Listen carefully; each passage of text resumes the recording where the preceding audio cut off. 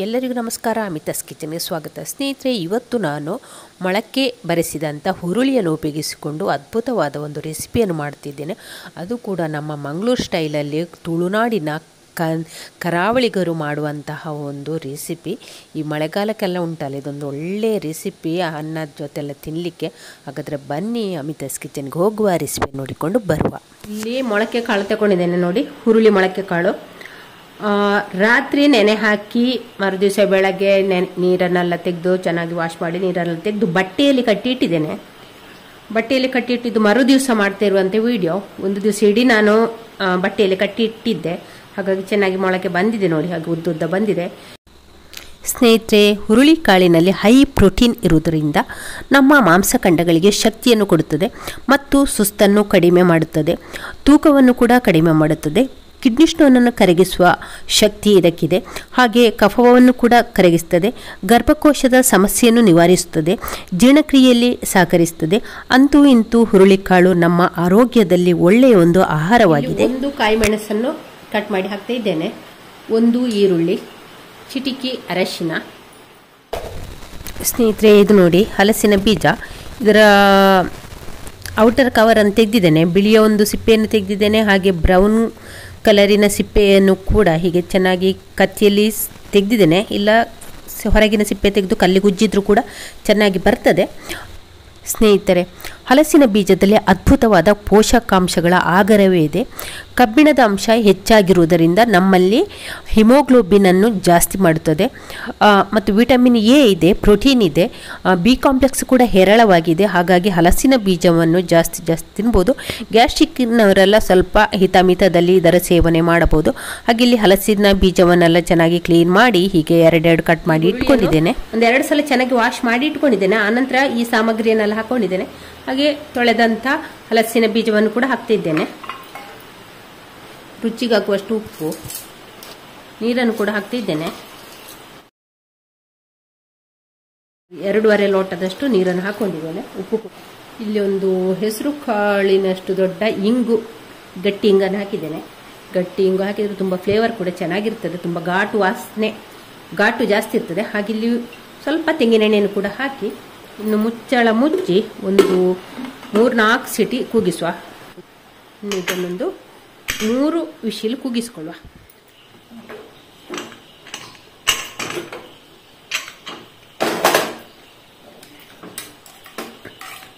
ಇಲ್ಲಿ ಹುರುಳಿ ಬೆಂದಿದೆ.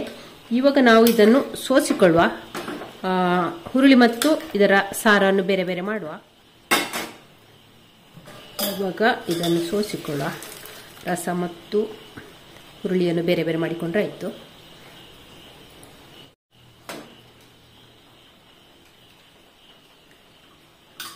ಇವಾಗ ಇಲ್ಲಿ ಸ್ವಲ್ಪ ಹುರುಳಿಯನ್ನು ಮಾತ್ರ, ಹಲಸಿನ ಬೀಜ ಬೇಡ, ಹುರುಳಿಯನ್ನು ಮಾತ್ರ ತೆಗೆದು ಒಂದು ಸ್ವಲ್ಪ ಗ್ರೈಂಡ್ ಮಾಡಿಕೊಳ್ಳುವ. ಈರುಳ್ಳಿ ಇರಲಿ, ಹಲಸಿನ ಬೀಜ ಬೇಡ, ಹುರುಳಿ ಮತ್ತು ಈರುಳ್ಳಿಯನ್ನು ಹಾಕಿಕೊಂಡು, ತುಂಬ ಬೇಡ, ಒಂದು ಸ್ವಲ್ಪ ಗ್ರೈಂಡ್ ಮಾಡಿಕೊಂಡ್ರೆ ಆಯಿತು. ಇಷ್ಟು ತಗೊಂಡಿದ್ದೇನೆ, ಒಂದು 2 ಟೇಬಲ್ ಸ್ಪೂನ್ನಷ್ಟು ತಗೊಂಡಿದ್ದೇನೆ. ಇದನ್ನಿನ್ನು ಗ್ರೈಂಡ್ ಮಾಡಿಕೊಳ್ಳುವ. ಇವಾಗ ಗ್ರೈಂಡ್ ಮಾಡಿಕೊಂಡಾಯಿತು ನೋಡಿ. ಹೀಗೆ ತುಂಬ ನಯ ಬೇಡ, ಒಂದು ಸ್ವಲ್ಪ ಹೀಗೆ ತರಿ ಇರಲಿ. ಈ ಮಿಶ್ರಣವನ್ನು ಇದಕ್ಕೆ ಈಗ ಈ ಸಾರಿಗೆ ಹಾಕಿಕೊಳ್ಳುವ.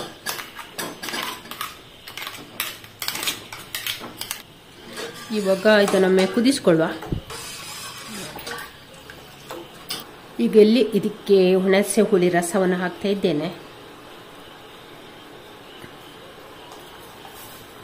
ಸಾರಿಗೆ ಸ್ವಲ್ಪ ಉಪ್ಪು ಕಡಿಮೆ ಆಗಿದೆ, ಉಪ್ಪನ್ನು ಹಾಕ್ತಾ ಇದ್ದೇನೆ. ಇವಾಗ ಇಲ್ಲಿ ಕೊತ್ತಂಬರಿ ಸೊಪ್ಪು ಹಾಕ್ತಾ ಇದ್ದೇನೆ. ಹಾಕಿ ಟೇಸ್ಟ್ ನೋಡಿಕೊಳ್ಳಿ. ಇನ್ನು ಇದಕ್ಕೆ ಮೆಣಸಿನ ಒಗ್ಗರಣೆ ಮಾಡಿಕೊಳ್ಳುವ. ಮತ್ತು ಮೆಣಸು ಹಾಕಲಿಲ್ಲ ಅಂತ ಕೇಳಬೇಡಿ, ಅಂದರೆ ಬೇಯಿಸುವಾಗ ಸಹ ಒಂದು ಮೆಣಸು ಹಾಕಿದ್ದೇವಲ್ಲ, ಮತ್ತು ಮೆಣಸಿದ್ದು ಒಗ್ಗರಣೆ ಮಾಡಿಕೊಂಡ್ರೆ ಆಯಿತು. ಇಷ್ಟಾದರೆ ಸಾಕು. ಇವಾಗ ಇದನ್ನು ನಾವು ಟೇಸ್ಟ್ ನೋಡಿಕೊಳ್ಳಿ. ಇವಾಗ ಇದನ್ನು ಸ್ಟವ್ ಆಫ್ ಮಾಡಿ ಒಂದು ಮಣ್ಣಿನ ಪಾತ್ರೆ ಕಾಯ್ಲಿಕ್ಕೆ ಇಟ್ಟಿದ್ದೇನೆ. ಅದಕ್ಕೆ ಈಗ ಒಂದು 2 ಟೇಬಲ್ ಸ್ಪೂನ್ನಷ್ಟು ಎಣ್ಣೆಯನ್ನು ಹಾಕಿಕೊಳ್ಳುವ. ಅದಕ್ಕೆ ಈಗ ಸಾಸಿವೆ, ಇಲ್ಲಿ ನಾನು ಪಲ್ಯಕ್ಕೆ ಮತ್ತು ಸಾರಿಗೆ ಎರಡಕ್ಕೂ ಒಗ್ಗರಣೆ ಮಾಡ್ತಾ ಇದ್ದೇನೆ. ಹಾಗಾಗಿ ಸಾಸಿವೆ ಒಂದು ಸ್ವಲ್ಪ ಜಾಸ್ತಿ ಹಾಕ್ತಿದ್ದೇನೆ. 1 ಟೀ ಸ್ಪೂನ್ ಸಾಸಿವೆ ಹಾಕಿದೆ. ಒಂದು 6 ಎಸಳು ಜಜ್ಜಿದ ಬೆಳ್ಳುಳ್ಳಿ, 1/4 ಟೀ ಸ್ಪೂನ್ ಜೀರಿಗೆ, ಇಲ್ಲೊಂದು ಸ್ವಲ್ಪ ಇಂಗುವನ್ನು ಹಾಕ್ತಿದ್ದೇನೆ. ಗಟ್ಟಿ ಇಂಗನ್ನು ಪೌಡರ್ ಮಾಡಿ ಕುಟ್ಟಿ ಪುಡಿ ಮಾಡಿ ಇಟ್ಟಿದ್ದೇನೆ, ಅದು ಹಾಕ್ತಾ ಇದ್ದೇನೆ. ಸಾರಿಗೆ ಕೂಡ ಬೇಯಿಸುವಾಗ ಕೂಡ ಒಂದು ಸ್ವಲ್ಪ ಇಂಗು ಹಾಕಿದ್ದೇವೆ.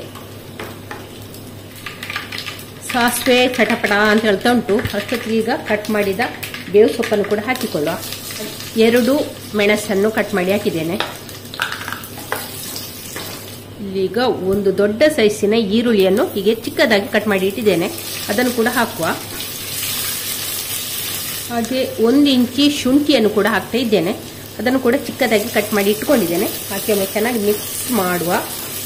ಈರುಳ್ಳಿ ಒಂದು ಸ್ವಲ್ಪ ಕೆಂಪಗಾಗುವ ರೀತಿ ಹುರ್ಕೊಂಡ್ರೆ ಆಯ್ತು. ಇದನ್ನು ಇಲ್ಲಿ ನಾನು 2ಕ್ಕೂ ಕೂಡ ಪಲ್ಯಕ್ಕೆ ಮತ್ತು ಸಾರಿಗೆ 2ಕ್ಕೆ ಕೂಡ ಒಗ್ಗರಣೆ ಮಾಡ್ತಾ ಇದ್ದೇನೆ. ಇದು ನಮ್ಮ ಮಂಗಳೂರು ಸ್ಟೈಲ್ನ ಹುರುಳಿ ಪಲ್ಯ, ಹುರುಳಿ ಮತ್ತು ಹಲಸಿನ ಬೀಜದ ಪಲ್ಯ ತುಂಬಾನೇ ಒಳ್ಳೇದಾಗ್ತದೆ. ಮಳೆಗಾಲಕ್ಕೆಲ್ಲ ಉಂಟಲ್ಲ, ಇದನ್ನು ಜಾಸ್ತಿಯಾಗಿ ನಾವು ಮಾಡ್ತೇವೆ. ಇಲ್ಲೊಂದು ಸ್ವಲ್ಪ ಉಪ್ಪು ಹಾಕ್ತಾ ಇದ್ದೇನೆ, 1/4 ಟೀ ಸ್ಪೂನ್ ಅಷ್ಟು ಉಪ್ಪು ಹಾಕಿ ಚೆನ್ನಾಗಿ ಮಿಕ್ಸ್ ಮಾಡುವ. ಇಲ್ಲಿ 1 ಟೊಮೆಟೊವನ್ನು ಚಿಕ್ಕದಾಗಿ ಕಟ್ ಮಾಡಿ ಇಟ್ಟುಕೊಂಡಿದ್ದೇನೆ, ಅದನ್ನು ಕೂಡ ಹಾಕುವ. ಹಾಕಿ ಒಮ್ಮೆ ಚೆನ್ನಾಗಿ ಮಿಕ್ಸ್ ಮಾಡಿ. ಚೆನ್ನಾಗಿ ಮಿಕ್ಸ್ ಆದ ನಂತರ ಪ್ಲೇಟ್ ಮುಚ್ಚಿ ಬೆಂಕಿಯನ್ನು ಸ್ವಲ್ಪ ಕಡಿಮೆ ಇಟ್ಟು ಬೇಯಿಸಿಕೊಳ್ಳುವ. ಇವಾಗ ಇಲ್ಲಿ ನೋಡಿ ಟೊಮೆಟೊ ಎಲ್ಲ ಮೆತ್ತಗೆ ಆಗ್ತಾ ಉಂಟು. ಇದರಿಂದ ಈಗ ಸ್ವಲ್ಪ ಒಗ್ಗರಣೆಯನ್ನು ತೆಗೆದು ನಾವು ಸಾರಿಗೆ ಹಾಕಿಕೊಳ್ಳುವ. ಸ್ವಲ್ಪ ಒಗ್ಗರಣೆಯನ್ನು ತೆಗೆದು ಸಾರಿಗೆ ಹಾಕಿ ಇವಾಗ ಇದಕ್ಕೆ ಈ ಒಗ್ಗರಣೆಗೆ 1/4 ಟೀ ಸ್ಪೂನ್ ಅಷ್ಟು ರೆಡ್ ಚಿಲ್ಲಿ ಪೌಡ್ರನ್ನು ಹಾಕಿದ್ದೇನೆ. ಸ್ವಲ್ಪ 1/4 ಟೀ ಸ್ಪೂನ್ಗಿಂತ ಒಂದು ಸ್ವಲ್ಪ ಕಡಿಮೆ ಧನಿಯಾ ಪೌಡ್ರನ್ನು ಹಾಕಿ ಒಂದು ಚೆನ್ನಾಗಿ ಮಿಕ್ಸ್ ಮಾಡುವ. ಅದಕ್ಕೆ ಈಗ ಒಂದು ಸ್ವಲ್ಪ ತೆಂಗಿನಕಾಯಿ ತುರಿಯನ್ನು ಕೂಡ ಹಾಕ್ತಾ ಇದ್ದೇನೆ. ಹಾಕಿ ಚೆನ್ನಾಗಿ ಮಿಕ್ಸ್ ಮಾಡುವ. ತೆಂಗಿನಕಾಯಿ ಈ ಮಸಾಲೆಯಲ್ಲಿ ಒಂದು ಸ್ವಲ್ಪ ಹೊತ್ತು ಫ್ರೈ ಆಗಲಿ. ಇವಾಗ ಇಲ್ಲಿ ಉಂಡೆ ಹುಳಿಯ ಪೌಡ್ರನ್ನು ಹಾಕ್ತಾ ಇದ್ದೇನೆ. ಹುಡಿ ಹುಳಿ ಹಾಕ್ತಾ ಇದ್ದೇನೆ. ಹಾಕಿ ಒಮ್ಮೆ ಚೆನ್ನಾಗಿ ಮಿಕ್ಸ್ ಮಾಡುವ. ಜೊತೆಗೆ ನಾವಿಲ್ಲಿ ಸೋಸಿ ಇಟ್ಟುಕೊಂಡಂತ ಹುರುಳಿ ಮತ್ತು ಹಲಸಿನ ಬೀಜವನ್ನು ಇದಕ್ಕೆ ಹಾಕಿಕೊಳ್ಳುವ. ಹಾಕಿ ಒಮ್ಮೆ ಚೆನ್ನಾಗಿ ಮಿಕ್ಸ್ ಮಾಡುವ. ಬೆಂಕಿ ಸಿಮ್ಮಲ್ಲೇ ಉಂಟು.